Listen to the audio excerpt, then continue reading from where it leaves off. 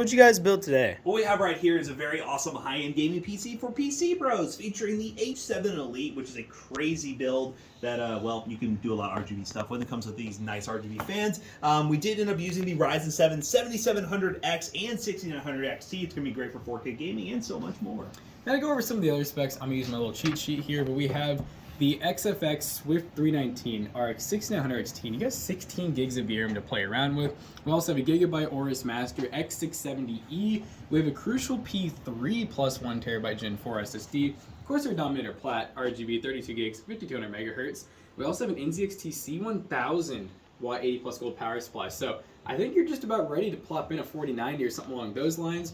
And of course, we had to go with the 280mm Kraken Z63 white, and you can actually change that display to pretty much anything you want.